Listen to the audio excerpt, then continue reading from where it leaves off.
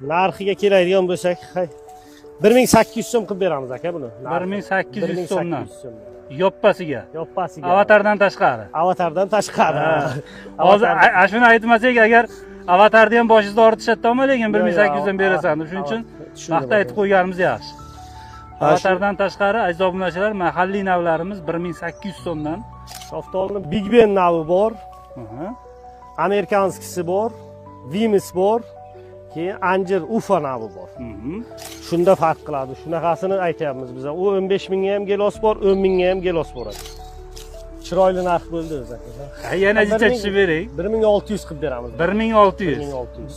Yil oxirigacha. Yil oxirigacha. Bargini qarang. Bunisida mana qizil, bunisi sariq. Bunisi sariq bo'lib turibdi. Mana bu sorti ertanchi birinchi Rubitsa navi. Bu Vanderkot deyiladi bu. Buni hamma gap buni 5000, 10000 pulida emas, aka aytgan ko'chatda aytgan sorti chiqishida. To'g'ri.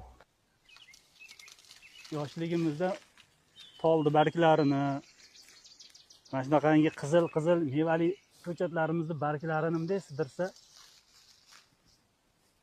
atirgul bo'lib qolardi, buket bo'lib qolardi. Qaranglar, qanaqangi chiroyli bo'lyapti. Buni yaqinroqdan bir ko'rsatay mana.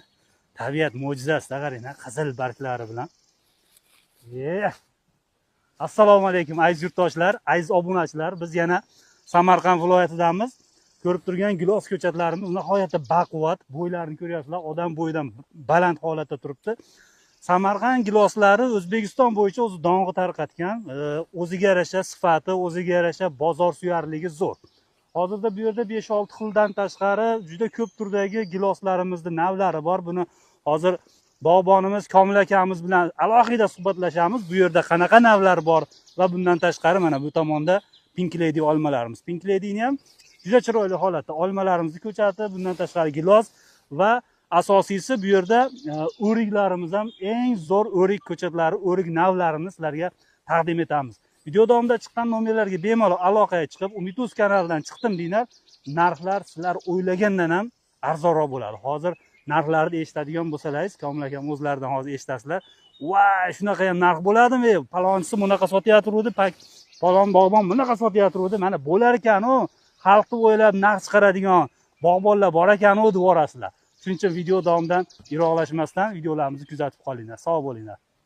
Aziz obunachilar, qaranglar, mana 7 gektar yer maydonida har xil turdagi mevali ko'chatlarimiz mavjud va o'sha eng muhimi hozirgi kunda mana Pink Lady olmalarimiz juda chiroyli holatda bo'lyapti. Buni ko'p insonlar axtaryapti va ekyapti, katta bog'lar qilyapti. Bundan tashqari Samarqandning giloslari. Hozir giloslarimizning navlari haqida to'liqroq Komil akamiz bilan suhbatlashamiz.